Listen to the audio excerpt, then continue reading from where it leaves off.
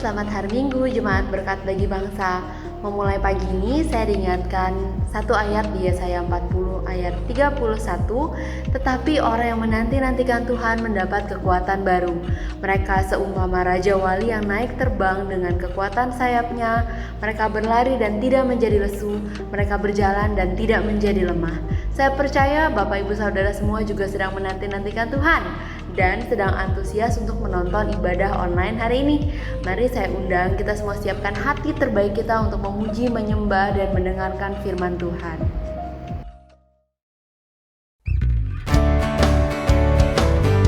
Selamat pagi jemaat Tuhan. Hari ini saya mau ajak kita semua memuji Tuhan atas setiap kebaikan Tuhan di dalam hidup kita. Sebelum itu saya mau ajak kita semua tulis di kolom chat, Tuhan Yesus baik. Dan mari kita semua memuji Tuhan kita. Tiada berkesudahan kasih setiamu Tuhan, selalu baru rahmat-Mu bagiku. Hari berganti hari, tetap kulihat kasih-Mu tak pernah berakhir di hidupku.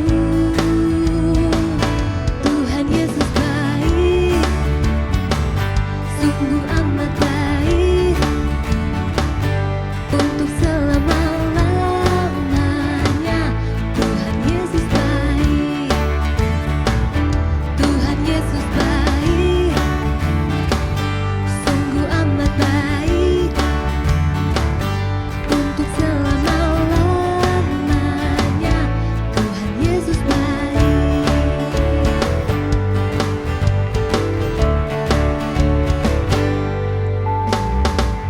Tiada berkesudahan kasih setiamu Tuhan, selalu baru rahmat-Mu bagiku.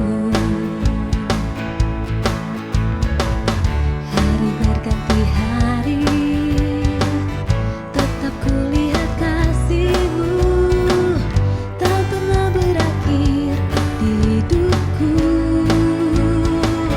Tuhan Yesus baik, sungguh amat baik, untuk selama-lamanya. Tuhan Yesus baik, Tuhan Yesus baik, sungguh amat baik, untuk selama-lamanya. Tuhan Yesus baik. Yesus baik bagiku, Yesus baik bagimu, dulu, sekarang, dan selamanya. Dia sungguh baik. Yesus baik bagiku, Yesus baik bagimu, dulu, sekarang, dan selamanya. Dia sungguh baik. Tuhan Yesus baik, sungguh amat baik, untuk selama-lamanya.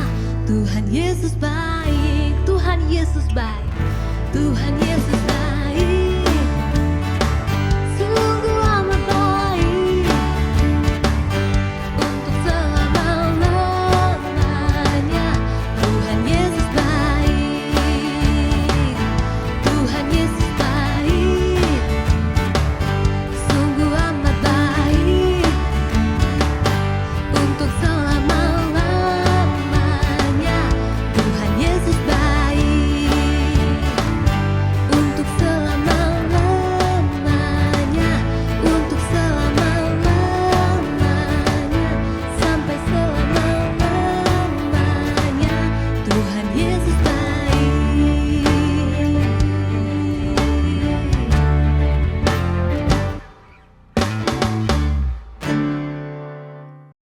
Luar biasa ya pujiannya. Di kitab Mazmur ditulis bahwa Allah bersemayam di atas puji-pujian. Oleh sebab itu saya mau mengajak Bapak, Ibu, Saudara semua untuk masuk lebih dalam lagi ke hadirat-Nya, menikmati hadirat Tuhan lebih dalam lagi.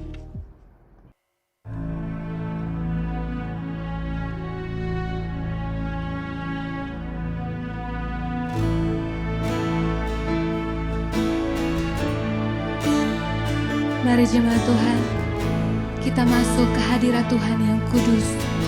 Kita mau menyembah Tuhan atas setiap kebaikan dan kemurahan Tuhan.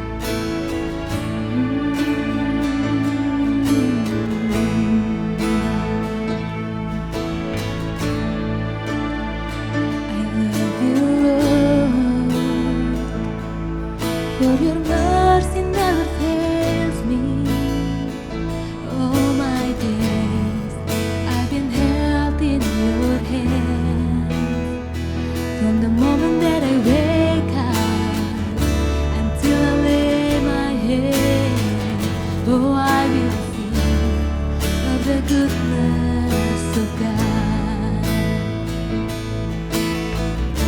And all my life you have been faithful. And all my life you have been so, so good. With every breath that I am able, oh, I will sing of the goodness of God.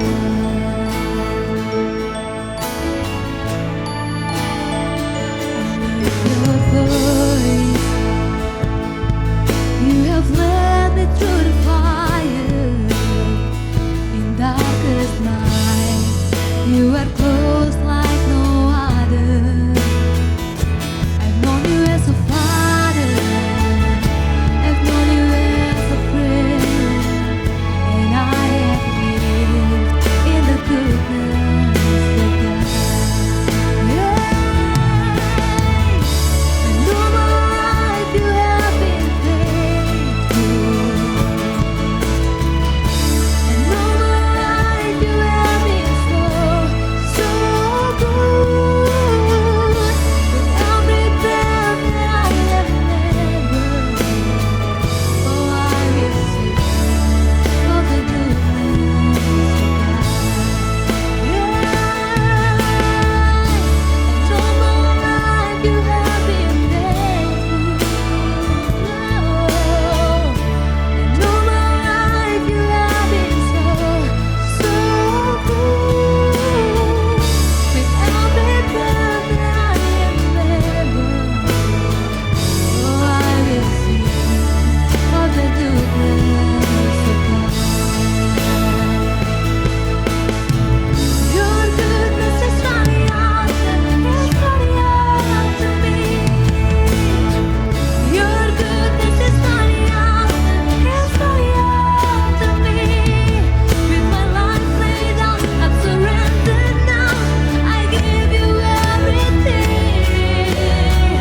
Your goodness is running after me. Your goodness is running after me. Your goodness is running after me. With my life laid down, I'm surrendered now. I give you everything. Your goodness is running after me.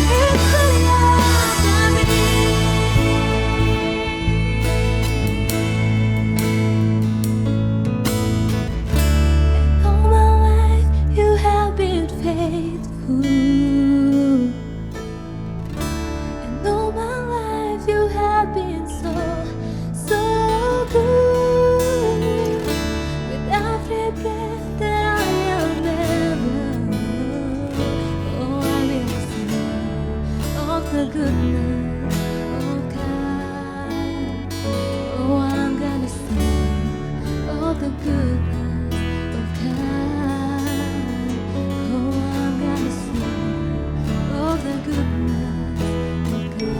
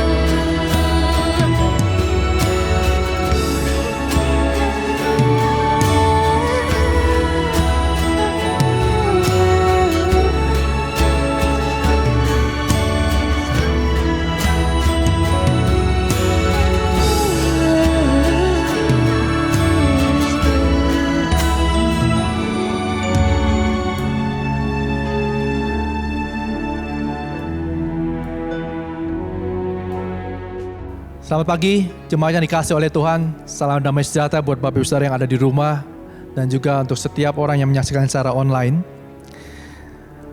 Pada hari ini saya ingin membagikan satu tema khotbah yang berjudul impresi, tapi bagian yang kedua. Khotbah hari ini melanjutkan khotbah minggu lalu yang berjudul juga impresi, bagian yang pertama. Jadi kalau mungkin Bapak Ibu Saudara yang baru menonton pada hari ini dan ingin mereview sedikit apa yang di bagian minggu lalu, Bapak Ibu Saudara nanti bisa melanjutkan menonton impresi bagian yang pertama yang minggu lalu. Mungkin sedikit ringkasan saya ingin bagikan mengenai impresi. Apa itu impresi? Impresi adalah suatu perasaan atau ide atau pendapat terhadap sesuatu atau seseorang yang tanpa didasari satu pemikiran atau tanpa dasar. Jadi ketika Bapak Ibu Saudara dalam hati kita muncul sebuah impresi atau satu gagasan, satu ide, satu pendapat terhadap sesuatu atau seseorang, di mana tanpa dasar atau tidak ada dasar pemikiran tertentu, maka itu disebut impresi. Dan impresi ini bisa dipengaruhi oleh 3 hal minggu lalu saya bagikan. Dipengaruhi oleh si jahat, sangat mudah membedakan manakah impresi yang dari jahat dan bukan dari si jahat.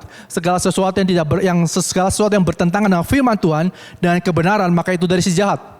Lalu impresi juga bisa dipengaruhi oleh muncul karena adanya kondisi fisik atau kondisi psikis seseorang.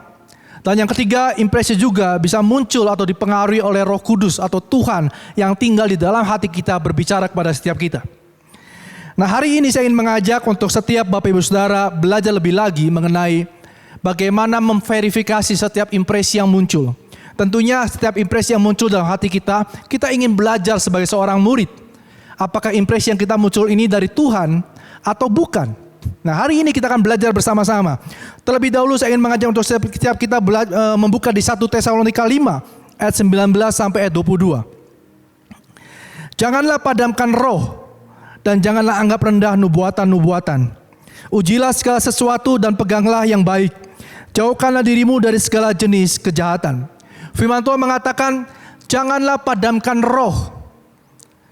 Artinya, kita adalah orang-orang yang percaya di mana roh Tuhan telah tinggal di dalam hati setiap kita.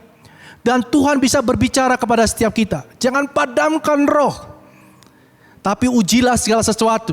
Artinya apa yang kita dengar sebagai orang percaya, apa yang kita lihat, apa yang kita dengar, apa yang kita dapatkan, kita belajar, kita mengujinya. Nah, bagaimana mengujinya? Yang pertama yang ingin saya bagikan adalah ketika kita mendapatkan sesuatu, kita uji yang pertama secara skriptural. Skriptural atau firman Tuhan. Apakah impresi itu sesuai dengan Alkitab atau tidak? Apakah impresi yang kita dapat itu Alkitabiah atau sesuai dengan firman Tuhan atau tidak? Impresi yang dari Tuhan akan selalu sesuai dengan firman Tuhan. Dan pada waktu kita membaca firman Tuhan, perlu untuk kita mengetahui juga konteks daripada firman Tuhan itu sendiri. Contohnya, ketika seseorang terpanggil, tiba-tiba mendapatkan sebuah impresi dalam hidupnya bahwa saya akan dipanggil untuk pergi misi ke satu pulau atau ke satu negara tertentu atau ke satu kota tertentu. Tentu kita perlu bertanya kita mungkin perlu menguji lebih lanjut. Ketika kita pergi misi, apakah anak istri kita akan ikut bersama kita atau tidak? Karena kalau istri kita mungkin tidak bisa pergi dengan kita dan anak kita tidak bisa pergi dengan kita, harus tinggal di kota pada hari ini kita berada dan kita hanya pergi seorang diri untuk ke satu kota, satu pulau atau satu negara untuk sekian waktu lamanya. Kita perlu bertanya, menguji apakah impresi yang muncul ini dari Tuhan apa tidak? Apakah sesuai dengan firman Tuhan atau tidak? Ulangan 6 ayat 6 sampai 7. Apa yang kuperintahkan kepadamu pada hari ini, haruslah engkau perhatikan, ini firman Tuhan. Haruslah engkau mengajarkannya berulang-ulang kepada anak-anakmu dan membicarakannya apabila engkau duduk di rumahmu, apabila engkau sedang dalam perjalanan, apabila engkau berbaring, dan apabila engkau bangun. Firman Tuhan ini disampaikan oleh Musa kepada bangsa Israel. Dan pada waktu itu firman ini disampaikan khusus kepada para bapak, para ayah, para dedi. Sekali lagi firman Tuhan mengatakan, apa yang kuperintahkan kepadamu pada hari ini haruslah engkau perhatikan, bapak-bapak. Haruslah engkau mengajarkannya kepada anak-anakmu berulang-ulang. Dan membicarakannya apabila engkau duduk di rumahmu. Engkau sedang dalam perjalanan, engkau berbaring dan engkau bangun. Artinya seorang bapa ketika ia pergi misi ke satu tempat yang jauh untuk sekian waktu lamanya, tapi meninggalkan istri dan anak-anaknya. Firman Tuhan mengatakan, ajarkanlah kepada anak-anakmu berulang-ulang. Pada saat dia bangun, engkau ada di sana. Pada saat dia berjalan, engkau ada di sana. Pada saat dia berbaring, engkau juga ada di sana. Jadi ketika kita pergi jauh untuk sekian waktu lamanya meninggalkan anak kita, apa yang firman Tuhan katakan? Apakah itu sesuai dengan firman Tuhan? Walaupun sepertinya kita bisa bilang, saya ingin pergi misi. Apakah impresi yang kita dapatkan ini sesuai dengan firman Tuhan atau tidak? Saya berharap Bapak Ibu Saudara bisa menjawabnya ketika Bapak Ibu Saudara mengetahui bahwa setiap impresi yang kita dapatkan, yang muncul dalam hati kita, apakah impresi itu sesuai dengan firman Tuhan, scriptural atau tidak? Yang kedua yang saya bagikan adalah bagaimana memverifikasi impresi atau apa yang kita dapatkan dalam kehidupan kita sebagai seorang murid adalah right, benar. Apakah yang kita dapatkan itu benar atau tidak benar? Right atau tidak? Contohnya, ketika seseorang, sekali lagi saya kasih contoh, ketika seseorang pergi misi, dia harus pergi ke satu tempat yang mungkin jauh, lalu kita perlu bertanya lebih lanjut. Kita perlu menguji lebih lanjut. Kalau saya pergi ke sana, istri saya ditinggal, anak saya ditinggal, istri saya sulit secara finansial, anak saya sulit untuk sekolah di tempat tersebut, saya sulit untuk mendapatkan finansial untuk kebutuhan istri dan anak-anak saya. Maka kita perlu bertanya lebih lanjut ketika kita harus meninggalkan istri dan anak-anak kita. Apakah itu benar? Untuk kita pergi meninggalkan pelayanan, tapi di sisi yang lain istri dan anak-anak kita sengsara, sulit makan, sulit hidup, sulit pendidikan. Sama seperti ketika seorang pemuda-pemudi yang membangun satu hubungan, belum punya pekerjaan yang menetap dan berkata, saya mendapatkan satu impresi yang dari Tuhan bahwa tahun ini kami akan menikah. Dan kami menikah. Dan pada waktu itu kita dapatkan, bisa jadi impresi tersebut bukanlah suatu impresi yang salah, tapi mungkin kita perlu menguji lebih lanjut, apakah ini waktu yang tepat? Apakah benar kalau hari ini kita tidak punya pekerjaan? Apakah benar kalau hari ini pekerjaan kita belum menetap lalu kita menikah dan kita berkata, ya kita jalanin saja apa adanya. Tentu hal itu tidaklah bijaksana. Tentu hal itu tidaklah benar. Apalagi kalau saudara mungkin yang sudah menjadi orang tua, kita punya anak yang besar dan waktu anak kita mau menikah, dan waktu anak kita ingin menikahi mungkin orang lain dan anak kita belum punya pekerjaan dan belum tetap pekerjaannya, mungkin kita akan mengatakan hal yang sama kepada anak kita. Kalau kau menikah, kamu ingin kasih makan apa anak istri kamu nantinya? Hari ini bekerjalah lebih baik. Carilah dulu sampai menetap. Bukan berarti pasangan itu salah bukan dari Tuhan. Tapi ini berbicara mengenai waktu yang Tuhan tetapkan dalam kehidupan kamu. Jadi apakah yang kita dapatkan itu right, benar, atau tidak benar?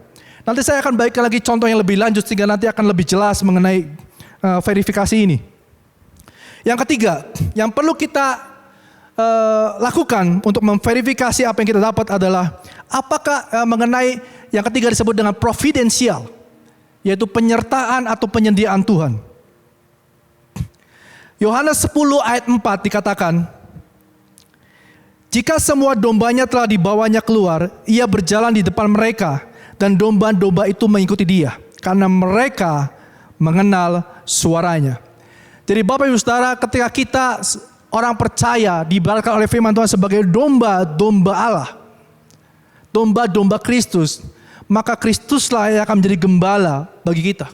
Dan Tuhan Yesuslah yang akan berjalan di depan kita, membuka jalan demi jalan. Dialah Allah yang menyediakan, yang menyertai kita di sepanjang jalan hidup kita. Jadi ketika kita mendapatkan sesuatu, kita perlu percaya bahwa kalau ini kehendak Tuhan, maka Tuhan yang akan buka jalan. Kalau ini bukan kehendak Tuhan, maka tidak akan ada jalan yang akan terbuka bagi kita. Saya ingin bersaksi pada waktu tahun 1998, tanggal 23 Agustus 1998 saya datang ke kota Bandung dari Cirebon.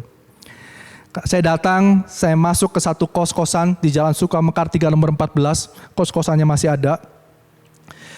Saya tinggal di situ tanggal 23 Agustus malam datang. Tanggal 26 Agustus saya harus ujian. Saya ambil 2 jurusan di Universitas Kristen Maranatha. Yang pertama adalah jurusan kedokteran, yang kedua adalah teknik elektro.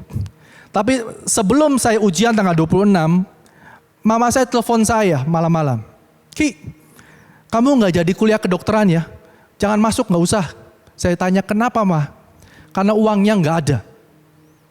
Waktu itu saya, ya sudah, kalau memang nggak ada uangnya ya sudah. Dan hari itu saya belajar hanya untuk teknik elektro. Saya tidak terlalu banyak belajar untuk kedokteran karena saya tahu saya tidak akan masuk ke sana.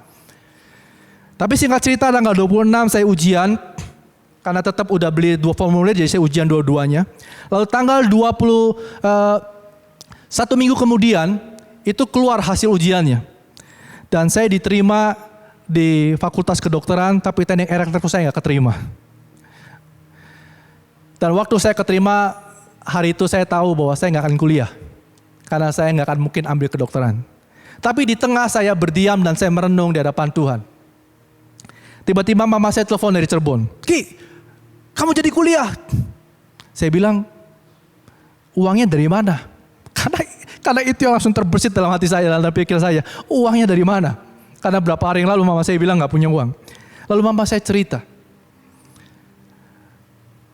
Ada satu orang, ada teman mama datang, tanya sama mama. Mama saya namanya Lili. Li, anak lu jadi kuliah enggak? Enggak jadi katanya. Berapa sih biaya kuliahnya? Waktu itu saya masuk di Fakultas Kedokteran, biayanya uang pokoknya 6 juta, lalu uang semesternya 2 juta 150 kalau nggak salah. Jadi kurang lebih 8 juta 150 ribu saya harus bayar. Dan waktu mama saya menyebutkan jumlahnya, orang itu bilang, udah nih uangnya gua kasih, anak lu sekolah. Dan mama saya langsung telepon saya, Ki sekolah. Saya bilang, wah puji Tuhan. Tapi hari itu saya bingung sebenarnya. Kalau hari ini saya masuk sekolah, bagaimana nanti saya melanjutkan perkuliahannya? Waktu itu kita semua tahu, buku-buku kedokteran mahal, saya tahu, mama saya juga tahu. Buku-buku mahal, textbook mahal, semua mahal. Tapi saya pikir, ya karena ini sudah ada jalan, saya jalanin. Hari itu saya belum terlalu sadar, tapi sampai satu ketika saya masuk perkuliahan semester awal, saya nggak punya buku, saya nggak punya apa-apa. Tapi hari itu saya sedang baca, dikasih satu diktat. Orang tua saya masih bisa kirim tapi nggak banyak, dan saya pakai uang itu untuk beli satu diktat biologi, namanya biologi dasar. Ya waktu itu saya lagi baca biologi dasar malam-malam jam 10 malam. Jam 10 malam buat kami itu masih sore. Jadi yang disebut malam itu jam 1, jam 2 itu malam. Kalau jam 10 masih sore. Jadi sore-sore itu saya masih belajar. Waktu saya belajar, tiba-tiba di hati saya muncul satu perkataan Tuhan. Bangun. Pergi ke kamar, 2 kamar dari kamar kamu, dan beritakan mengenai siapa aku. Malam itu saya berpikir, Tuhan saya lagi baca biologi. Saya lagi belajar. Tapi impresi itu muncul kedua kalinya. Bangun, pergi dan beritakan. Akhirnya saya tutup buku biologi dasar saya dan saya keluar dari kamar dan saya ketok 2 pintu kamar saya. Itu sebenarnya adalah senior saya. Dia 4 tahun lebih tua dari saya, dia udah lama di kos itu. Dia adalah salah satu penghuni kos yang senior, jadi dia punya banyak lemari, punya banyak kunci. Dan malam itu saya mulai ketok dan saya bilang, boleh nggak saya ngobrol, saya bilang. Karena sekali lagi jam 10 itu masih sore, jadi kita masih bisa ngobrol. Jadi saya ngobrol, saya cerita, saya mulai bersaksi bagaimana saya kenal Tuhan, bagaimana Tuhan mengubah hidup saya. Dan pada waktu saya membagikan itu, senior saya mulai meneteskan air mata. Dan akhir cerita saya mulai berdoa buat dia dan dia bilang thank you ya. Dan selesai berdoa, saya masuk kembali ke kamar dan saya kembali melanjutkan belajar saya. Dan pada keesokan harinya, pada waktu saya pulang dari kuliah, tiba-tiba senior saya keluar dari pintu kamarnya, dia bilang, Ki, sini Ki. Kenapa? Saya bilang, saya mau kasih kamu sesuatu. Saya mau kasih kamu buku katanya. Lalu dia masuk ke kamar ambil kunci, itu kuncinya banyak karena sekali lagi itu adalah penghuni senior di kos, jadi menguasai banyak lemari, punya banyak kunci. Dia keluar lalu dia buka semua lemari yang ada di kos, yang di ruang tamu kos. Dia buka 1, 2, 3 laci, dia tarikin. Dia bilang, Ki, ini semua buku yang saya punya dari semester 1 sampai semester 5. Ini buat kamu aja ya. Karena banyak sekali bukunya, diktatnya, silabusnya, fotokopiannya banyak sekali. Dan sangat tidak lazim untuk seorang mahasiswa kedokteran mengumpulkan diktat demi diktat dari semester tiap semester. Biasanya yang kami lakukan adalah begitu kami selesai masuk semester 2, semester 1-nya kita kasih lemparin sama orang-orang yang masuk semester 1. Begitu kami masuk semester 4, buku yang kami punya semester 2 dan seterusnya kita kasih ke bawahan kita. Karena kebanyakan.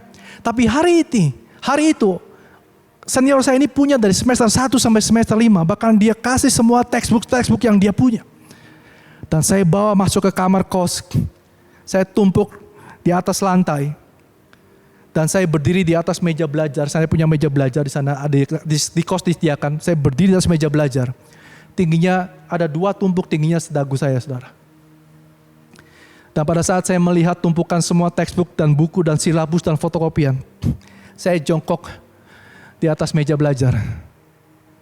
Dan saya nangis di hadapan Tuhan. Tuhan, terima kasih Tuhan.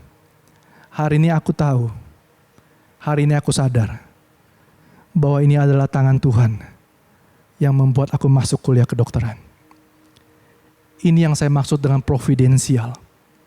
Kalau Tuhan berkehendak, kalau Tuhan menyatakan sesuatu, maka Tuhan jugalah yang akan menyediakan segala sesuatu yang kita perlukan dalam kehidupan kita. Yang berikutnya, yang keempat yang saya bagikan adalah reasonable. Jadi saya ulangi, yang pertama adalah scriptural, apakah sesuai dengan firman Tuhan atau tidak. Yang kedua, right, benar apa tidak. Yang ketiga adalah providential, ada penyertaan dan penyediaan Tuhan. Dan yang keempat adalah reasonable. Tuhan memberikan kita kemampuan untuk berpikir dengan suatu tujuan dan maksud. Jadi artinya Tuhan memberikan kita satu kemampuan untuk kita bisa berpikir, pasti punya maksud dan tujuan.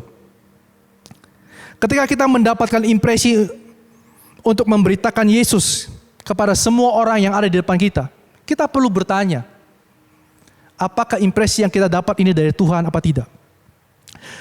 Tahun 99, saya ingat 99 tahun 2000, itu saya diajak sama Pak Devi Hermanus, bersama dengan banyak orang, kita setiap hari Sabtu itu kita pergi ke satu mall di Bandung namanya BIP. Pada zaman itu Jalan Dago adalah jalan yang paling ramai, pusat keramaian, pusat anak-anak muda. BIP juga adalah mall yang paling sangat digemari, selalu ramai. Saya ingat di depan BIP itu ada orang jualan burung elang, burung hantu, kucing, anjing, zaman itu. Wow, ramai sekali crowded kalau hari malam minggu. Dan Pak Devi selalu membawa kami untuk pergi ke sana setiap hari Sabtu. Dan kami di sana mulai memperkenalkan diri, mulai berkenal dengan orang-orang yang kami jumpai. Dan kami mulai memberitakan mengenai kasih Kristus, kasih Tuhan kepada setiap mereka. Ajaib saudara tahun-tahun itu. Tapi kalau saudara bertanya hari ini, apakah kita akan melakukan hal yang sama 20 tahun yang lalu kita lakukan di hari ini? Mungkin saudara harus, ketika saudara mendapatkan impresi itu, mungkin saudara harus bertanya kembali, menguji kembali. Apakah ini reasonable atau tidak? Dulu kita melakukan itu, pergi ke jalan-jalan memberitakan firman Tuhan, memberitakan kasih Tuhan, membagikan traktat demi traktat. It's okay. Tapi hari ini kalau saudara melakukan itu, saudara harus tahu, bisa jadi akan jadi satu masalah yang besar yang akan kita hadapi ke depannya. Bukan berarti kita tidak punya iman, bukan berarti kita takut. Tapi apakah ini reasonable atau tidak? Sekali lagi saya mengatakan ini bukan berarti ketika ini tidak reasonable, artinya ini bukan dari Tuhan. Bisa saja Tuhan berbicara kepada kita dengan sangat kuat untuk saat ini ketika kita berjalan di depan seseorang dan Tuhan berbicara, bagikan firman Tuhan, bagikan kasih Tuhan kepada dia. Tapi yang saudara perlu pikirkan pada waktu saudara mendapatkan impresi itu adalah, saudara harus berpikir, merenungkan maksud saya. Benar enggak Tuhan menyatakan, menginginkan saya untuk membaikkan hari ini? Dan pada waktu saudara mendapatkan begitu sangat kuat, saudara mulai berpikir, kalau saya melakukan ini, saya tahu bahwa akan ada konsekuensi yang akan saya terima. Bisa jadi kita akan mengalami seperti apa yang Paulus alami di penjara oleh karena firman Tuhan. Kalau itu terjadi dalam kehidupan kita, apakah reasonable enggak untuk kita meninggalkan anak istri kita yang hari ini mungkin tidak bekerja dan masih kecil, yang perlu sebenarnya figur seorang bapa, perlu pengayom, perlu penyedia dalam kehidupan mereka. Kalau saudara sudah sangat yakin, istri kita sudah mapan, anak kita sudah bertemu dengan baik, dan hari ini pun kalau saya di penjara pun seperti Paulus, nggak apa-apa. Dan saudara sudah dapatkan satu keyakinan dan satu reasonable yang tepat. Do it, lakukan. Karena itu adalah kehendak Tuhan. Tapi sekali lagi, sebelum itu saudara lakukan, sebelum kita lakukan, mari kita uji terlebih dahulu. Apakah impresi atau apakah yang kita dapatkan ini reasonable, providensial dari Tuhan, right, dan apakah ini sesuai dengan kebenaran firman Tuhan. Suatu kali saya akan tutup khotbah saya dengan dua kesaksian. Kesaksian yang pertama adalah dulu saya kerja praktek di satu kota namanya Kota Kerawang. Pada waktu saya dipraktek di sana, sebenarnya kesempatan saya untuk berkembang secara finansial jauh lebih besar pada waktu di Kerawang. Saya punya pasien yang cukup banyak. Saya digemari oleh emak-emak di sana, oleh ibu-ibu di sana. Saya senang sekali kalau ketika ada emak-emak datang berobat, mereka nggak bawa uang. Mereka bawa pisang satu tandan dikardusin. Mereka bawa, ada yang bawa permen. Waktu itu saya ingat banget ada yang bawa permen berobat ke saya, udah bayar, dia kasih permen Trebor yang warna orange, kalau zaman dulu itu ada. Itu sangat menyenangkan. Ada yang bawa bacang dan sebagainya. Jadi waktu itu di sana saya cukup baik. Dan sampai satu ketika saya mulai dapat tawaran dari rumah sakit untuk mau nggak praktek di satu rumah sakit di Kerawang. Lalu saya juga, orang tua saya, mertua saya juga menawarkan apakah mau pindah ke Kerawang apa tidak. Kalau mau nanti akan dibikinin sebuah klinik sehingga saya bisa praktek di sana. Wow, pada waktu saya berdoa, bergumul tentang hal ini, saya bergumul dengan sangat kuat di hadapan Tuhan. Tuhan, apakah saya harus tinggal di Bandung? Apakah saya harus pindah? Saya cerita sama istri saya pun, kita akan pindah apa tinggal di Bandung? Kalau istri saya udah pasti mantep bahwa dia akan tinggal di Bandung. Tapi saya yang berpikir, aduh, saya harus tinggal di Bandung apa saya ke Kerawang? Kalau saya pindah ke Kerawang, hidup saya akan jauh lebih baik. Secara kalau saya ingin memverifikasi pada waktu itu, bicara mengenai right, kebenarannya. Kalau saya pindah ke Kerawang, finansial saya akan jauh lebih meningkat, hidup saya akan jauh lebih enak, istri saya lebih enak, anak saya tidak lebih susah, lebih enak hidupnya. Semuanya akan jauh lebih terjamin. Right checklist. Lalu yang kedua, providensial. Kalau saya pindah ke Kerawang, apakah ada providensial Tuhan di sana? Iya. Orang sudah minta saya untuk bekerja di satu rumah sakit. Banyak pasien, banyak emak-emak yang udah suka dengan saya. Dan bahkan kalau saya kembali ke Bandung pun dia selalu kontak saya untuk tanya obatnya. Bahkan mertua saya ingin beli satu tempat klinik untuk saya bisa praktik di sana. Providensial checklist. Lalu saya mulai berdoa lagi. Apa reasonable-nya? Saya tahu bagaimana saya praktek, saya tahu bagaimana saya mengayomi pasien, saya tahu bagaimana saya memberikan obat, saya tahu bagaimana saya menjalankan klinik. Reasonable checklist. Sama seperti ketika Bapak Ibu Saudara dipanggil untuk misi ke suatu negara, ke satu pulau, ke satu tempat, satu kota. Mungkin kita juga perlu bertanya, kalau pada saat saya dipanggil untuk misi keluar kota, apakah reasonable apa tidak? Apakah saya punya pengalaman untuk saya sudah punya pengalaman untuk pergi misi? Apakah saya sudah pernah di training untuk pergi misi? Apakah saya sudah pernah di training untuk bisa menjangkau jiwa demi jiwa? Apakah saya sudah di training untuk bagaimana membangun usaha dari kecil sampai besar sehingga ketika gereja didirikan di sana semuanya boleh tercukupi? Reasonable buat saya pada waktu itu checklist. Ada satu terakhir yang saya berdoa sama Tuhan. Tuhan, berikan aku satu firman scriptural dalam hidupku. Dan hari itu, ini yang Tuhan tunjukkan dalam hidup saya. Kejadian 12 ayat 1-3. Berfirmanlah Tuhan kepada Abraham, pergilah dari negerimu dan dari sanak saudaramu, dan dari rumah bapamu ini ke negeri yang aku tunjukkan kepadamu. Aku akan membuat engkau menjadi bangsa yang besar dan memberkati engkau serta membuat namamu masyhur, dan engkau akan menjadi berkat. Aku akan memberkati orang-orang yang memberkati engkau dan mengutuk orang-orang yang mengutuk engkau. Dan olehmu semua kaum di muka bumi akan mendapat berkat. Dua kata yang saya garis bawahi. Bangsa dan menjadi berkat. Dan hari itu saya tahu Tuhan memanggil hidup saya untuk menjadi berkat bagi bangsa. Providential checklist, reasonable checklist, right checklist, scriptural. Tuhan bilang, tinggallah di Bandung. Karena dengan engkau tinggal di sini, di jemaat berkat bagi bangsa, engkau akan menjadi berkat bagi banyak bangsa. Kedua, saya ingin bagikan. Satu kali Pastor Juliono pernah bilang sama saya, mau enggak kamu memulai pelayanan parenting? Pada waktu saya dan istri saya ditawarin itu, saya berdoa sama Tuhan. Apa Tuhan yang harus saya putuskan? Apakah right checklist? Ketika saya membagikan mengenai bagaimana mendidik anak, membagikan mengenai membimbing para orang tua mendidik anak, maka itu adalah perbuatan yang baik. Providential checklist. Pintu sudah terbuka. Pertama kali kami mengajar kelas parenting adalah di sekolah setara. Sekolah setara sudah terbuka pintunya. Reasonable checklist. Kami sudah punya anak besar. Kami sudah mendidik anak-anak kami. Kami tahu teorinya. Kami punya pengalamannya. Kami sudah mengalami bertahun-tahun. Jadi checklist. Skripturalnya.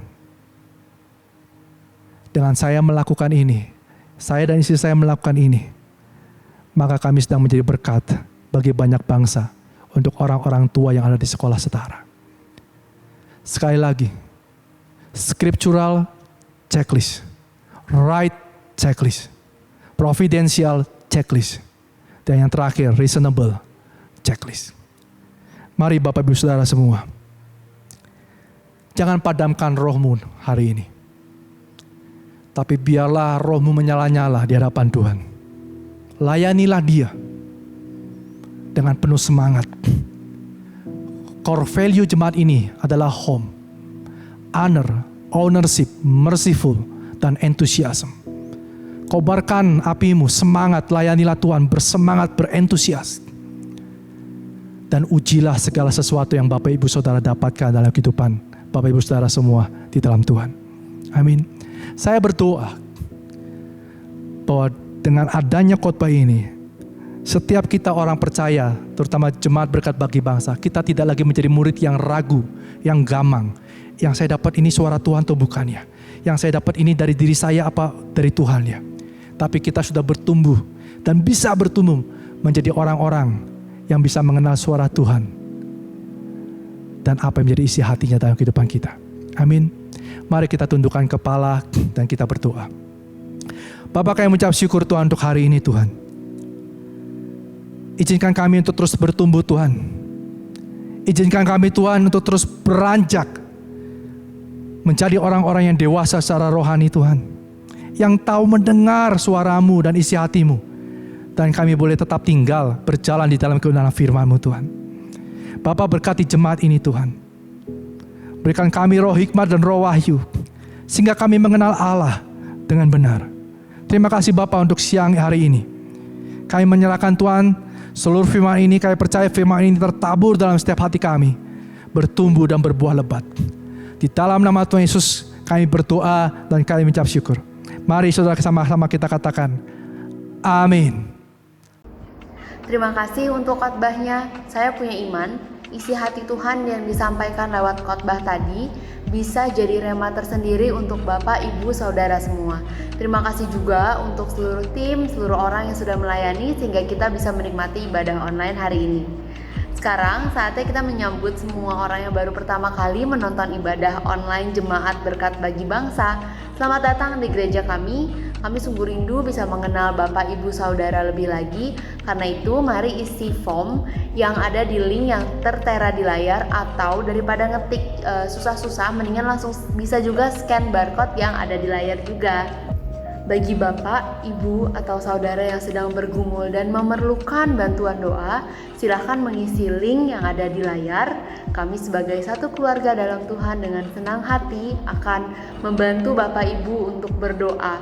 Nah, tidak hanya permohonan doa, link ini juga bisa dipakai untuk menceritakan kesaksian tentang pekerjaan Allah yang ajaib di hidup Bapak, Ibu, Saudara semua, sehingga itu juga mungkin bisa jadi kekuatan untuk keluarga kita yang lain yang sedang bergumul. Baik, saat ini adalah saat dimana kita bisa memberi untuk Bapak, Ibu, Saudara yang tergerak untuk memberi untuk pelayanan diakonia atau dana sosial. Silakan scan QR yang ada di layar atau bisa juga transfer ke rekening yang ditampilkan.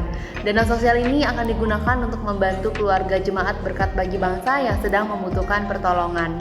Tidak lupa perpuluhan, persembahan, janji iman atau pemberian lain bisa juga diberikan lewat scan QR yang ada di layar atau transfer ke rekening yang telah ditampilkan. Buat saya pribadi, memberikan merupakan tindakan iman bahwa saya aman dalam perlindungan dan pemeliharaan Allah. Baik, sebelum kita memberi, mari kita bersatu dalam doa. Tuhan Yesus yang sangat baik, ini kami dan persembahan kami percaya yang Kau lihat adalah hati kami, bukan nominal yang kami berikan. Kami percaya Tuhan, pemberian ini menyenangkan hati-Mu. Terima kasih untuk kasih setia-Mu. Dalam nama Yesus kami berdoa dan mengucap syukur, amin. Sambil Bapak Ibu mentransfer, kita sambil saksikan video pengumuman berikut ini.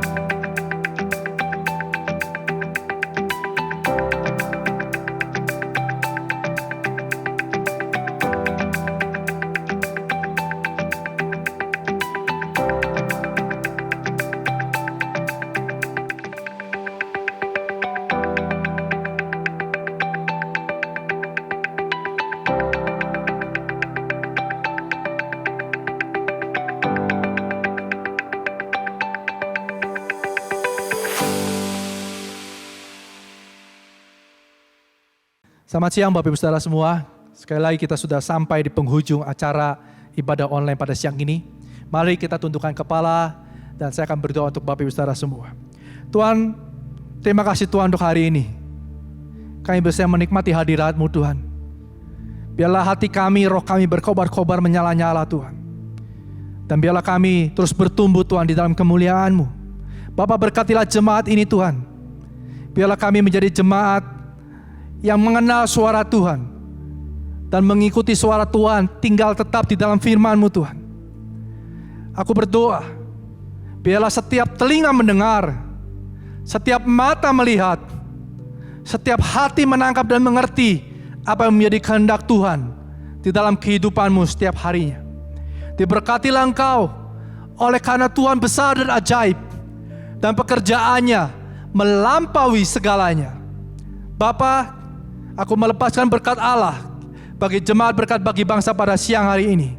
Di dalam nama Tuhan Yesus Kristus, aku berdoa dan aku mengucap syukur. Mari Bapak Ibu Saudara sama-sama kita katakan amin. Selamat siang, selamat bersekutu dengan keluarga dan Tuhan memberkati.